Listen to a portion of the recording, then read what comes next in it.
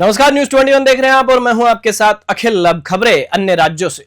जनपद के कबरई नगर में समाजवादी पार्टी की ओर से आयोजित की गई पीडीए जन पंचायत में सैकड़ों ग्रामीणों और कार्यकर्ताओं की भागीदारी ने एक बार फिर ग्रामीण सियासत को गरमा दिया। इस पंचायत का उद्देश्य था आगामी पंचायत चुनाव को सेमीफाइनल मानकर 2027 विधानसभा चुनाव की बुनियाद रखना।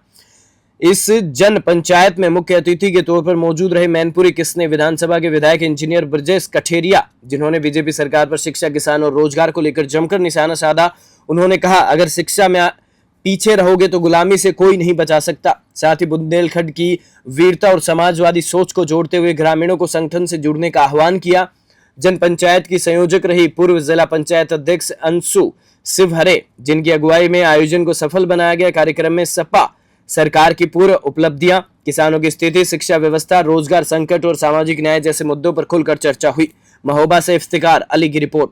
जी के दिशा निर्देश पे ये काम हो रहा है। ये पीडीए महापंचायत का आयोजन हुआ है और पीडीए महापंचायत के माध्यम से वो पिछड़े लोग, वो दलित वर्ग के लोग, वो पिटे ठुके लोग, उसे कम से कम जागृत करने का, उन्हें एक करने का और कम से कम उन्हें अपने अधिकार, उन्हें अपने जीने का सलीका और समाजवादी पार्टी की रीत भी बढ़ाने का काम। इस कार्यक्रम के माध्यम से भारतीय जनता पार्टी के लोग जिस तरह भावनात्मक रूप से साजिश से और षड्यंत्र के तहत भाई को भाई से बांटने का, लोगों को बहका करके बार बार सरकार बनाने का काम कर रहे हैं, लोगों को उनकी चालों से बचकर के सजग और जागरूक रहने के लिए इस कार्यक्रम के माध्यम से तमाम लोगों को उनसे जागरूक रह के सचेत और सावधान रहकर समाजवादी पार्टी को जिताने की और समाजवादी पार्टी की सरकार बनाने के लिए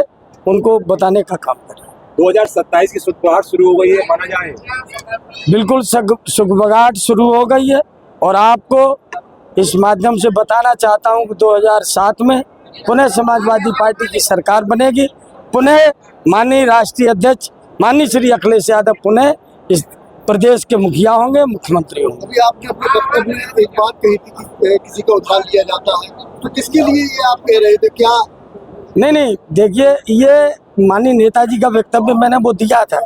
आज कम से कम जिस तरह कानून को ताक पर रख करके, जिस तरह कानून को ताक पर रख करके लोगों की जमीन पर कब्जा किया जा रहा है, लोगों के साथ अन्याय अत्याचार किया जा रहा है, और सबसे बड़ी बात यह है कि इसके बावजूद जो जनपद में मुख्यालय पे जो तमाम सारे अधिकारी बैठे हुए हैं, वो अधिकारी भी कहीं ना कहीं दबाव में आकर के, कुछ अधिकारी चाहते हैं इसके बाद नहीं काम कर पाते हैं और कुछ ऐसे हैं जो चाहते नहीं है कि कम से कम उनका काम हो।